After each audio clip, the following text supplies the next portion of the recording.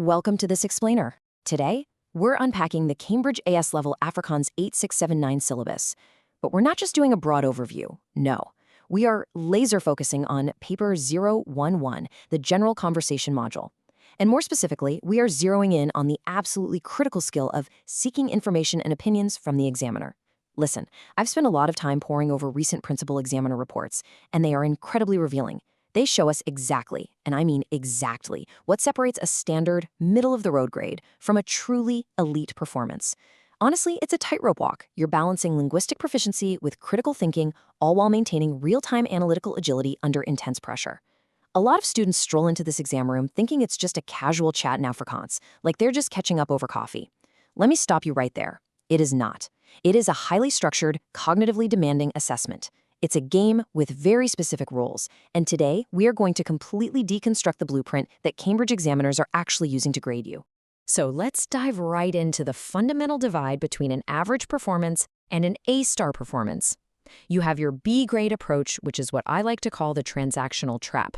These candidates treat the general conversation as a simple, straightforward Q&A session. The examiner gives a prompt, the candidate mentally translates it, and then they spit out a purely factual response. Sure, they might use some decent vocabulary, but when it's their turn to ask the examiner a question, it's totally superficial. They'll ask things like, well, what do you think? Or, do you agree with me? It's completely transactional. An A-star candidate, they don't just answer the question, they critically analyze the entire premise.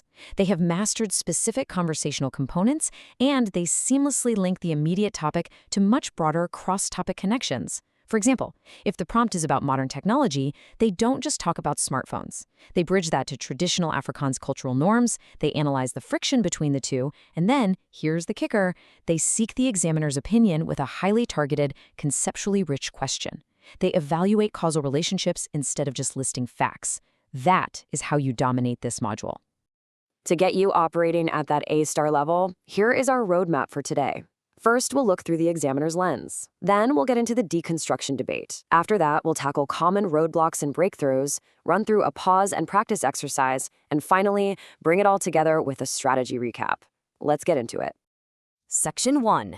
The examiner's lens.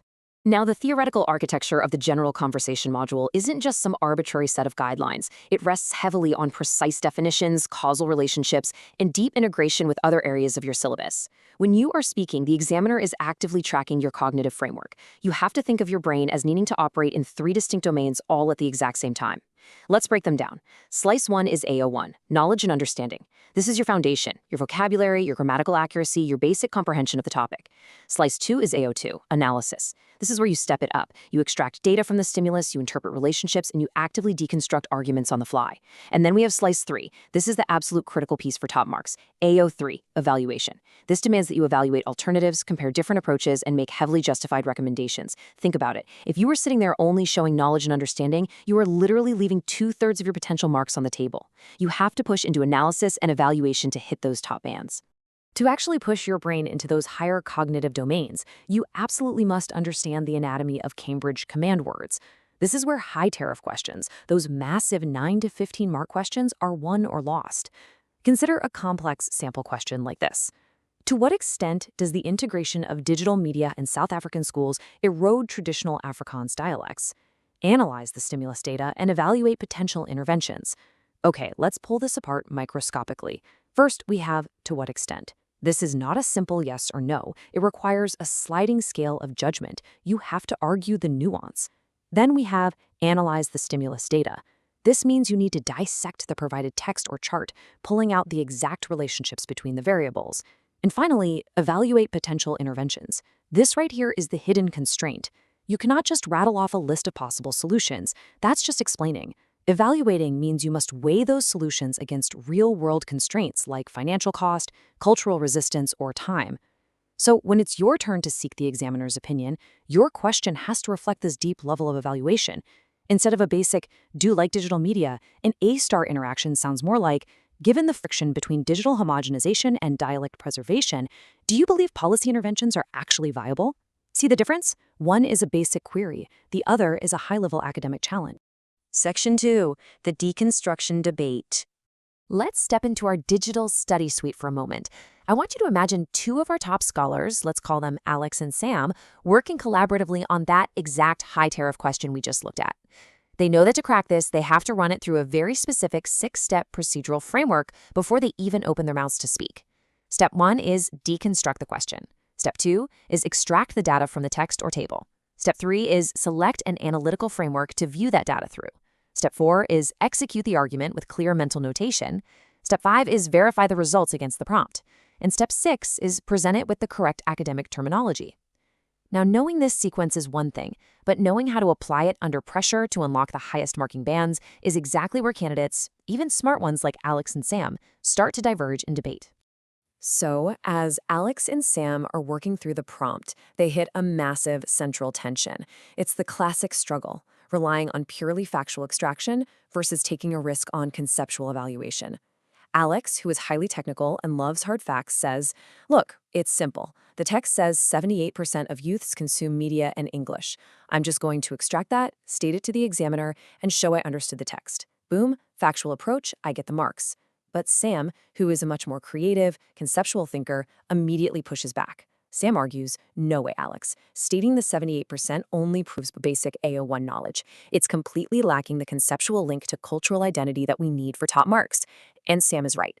The syllabus explicitly states that top-performing students must exhibit connected, conceptual understanding that can be transferred to unfamiliar contexts. Sam explains, "We have to state the fact, analyze its impact on community cohesion, and then challenge the examiner. We should ask how they weigh that statistical dominance against the cultural resilience of the language." This debate perfectly illustrates the tug-of-war you will feel in the exam room. Do you stay safe with empirical facts, or do you take the leap into high-level conceptual evaluation? You have to take the leap. Section 3. Roadblocks and Breakthroughs. Okay, before we resolve Alex and Sam's debate and get into the ultimate cognitive breakthrough, I need to pause the session for a quick second. If you are serious about crushing your Cambridge exams and you want to master these high-level strategies, you need to subscribe to our channel, Ace the Exams, IGCSE, O and A levels, at the handle @acetheexam_IGCSE. Hit that subscribe button and, crucially, turn on all notifications. We drop weekly Cambridge breakthrough strategies just like this one, and you do not want to miss a single hack. All right, back to the study suite. When candidates like Alex and Sam get stuck trying to balance factual evidence with a sprawling conceptual argument, anxiety absolutely spikes.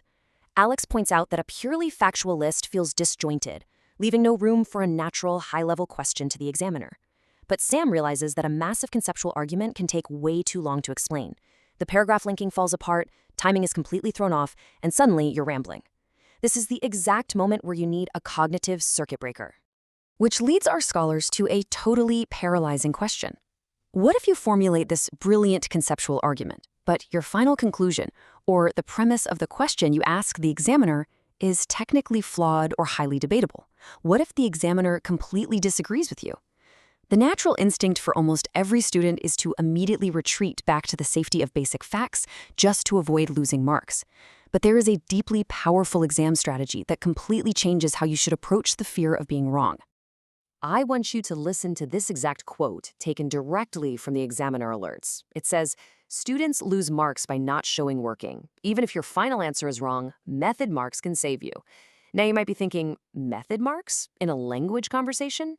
Absolutely.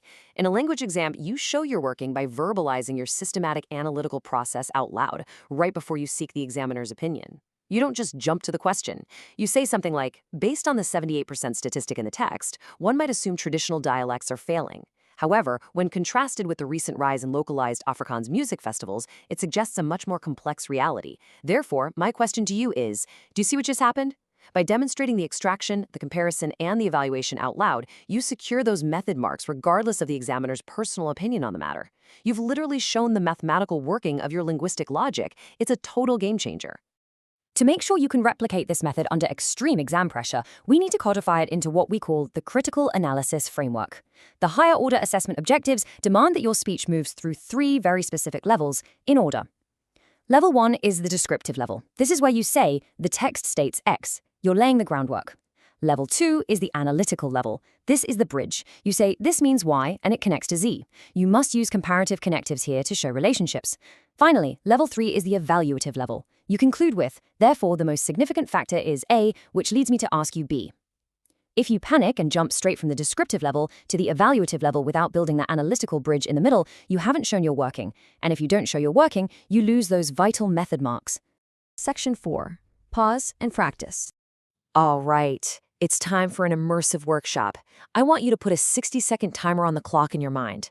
Consider a scenario where you are presented with a complex data table showing youth employment rates across different South African provinces, specifically broken down by the primary language spoken. Your task is to extract that data, interpret the hidden relationships, and formulate a high-level question for the examiner. Time starts now. Let's say you notice a province with a very high Afrikaans-speaking youth demographic. You look closer and see they have a wildly varied employment rate in the tech sector, compared to a very stable rate in agriculture. A basic, descriptive response would just note, oh, there's high unemployment in tech. But an evaluative, A-star response extracts that specific sector disparity and formulates a question like this. Given the data showing a distinct migration from agricultural stability to tech sector volatility among Afrikaans speakers, do you believe the education system needs a fundamental paradigm shift, or is this merely a temporary economic anomaly? That is how you dominate the stimulus material. Let's try another one. Spot the flaw. I'm going to read you a poorly written student answer based on a prompt asking to compare two texts on environmental conservation. Listen closely. The student says, Text A talks about saving water. Text B talks about solar power. I think saving water is more important because we have droughts. What do you think? Okay, time's up. Did you catch the errors? Based on comparative analysis requirements, there are 3 massive, glaring flaws here. First, it completely misses any nuanced similarities or differences. It's just stating isolated facts like a bulleted list. Second, there are absolutely no comparative connectives used.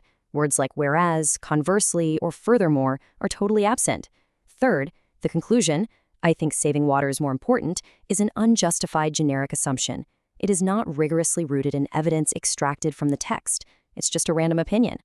That flawed answer perfectly illustrates the top 3 mistakes highlighted in the principal examiner reports year after year.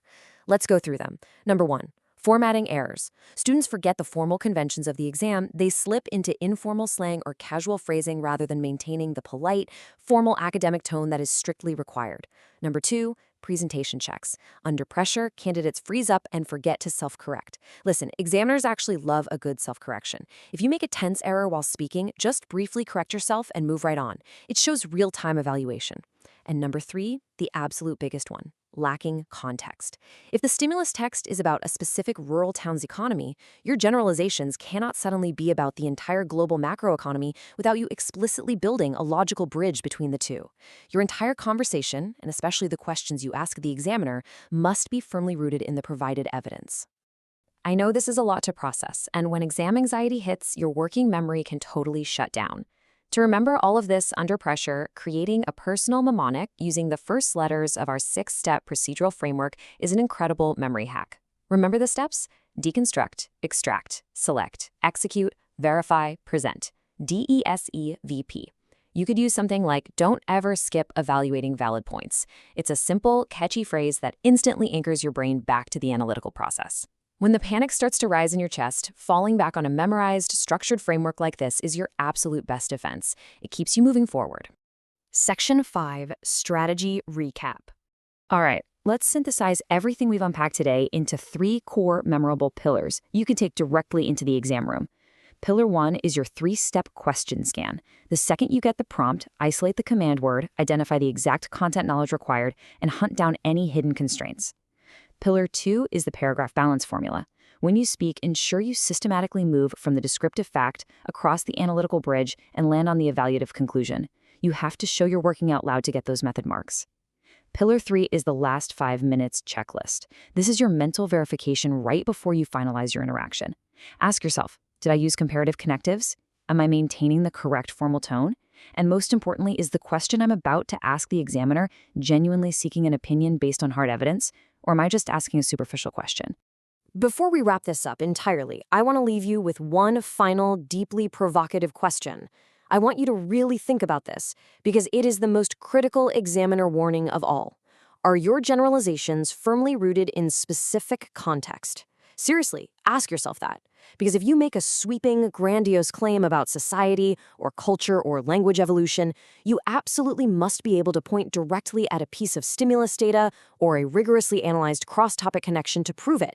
If you can't point to the evidence, it is merely speculation. And let me be clear, speculation does not and will not earn top marks in Cambridge assessments. Crushing these A-level assessments does not happen by accident. You don't just wake up and ace a Cambridge exam. It requires a clinical, highly consistent strategy and an absolute mastery of the analytical frameworks we have deconstructed today.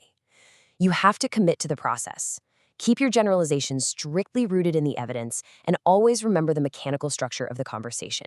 Keep evaluating, keep showing you're working out loud, and you will be well on your way to mastering this syllabus. If you found this masterclass valuable, you need to hit that subscribe button for ACE the Exam's IGCSE O and A levels at ACE the Exam _IGCSE. Turn on the notification bell so you never miss our future exam hacks, and drop a comment below right now with your target grade. Put it out there, commit to it, and let's get to work. I'll see you in the next explainer.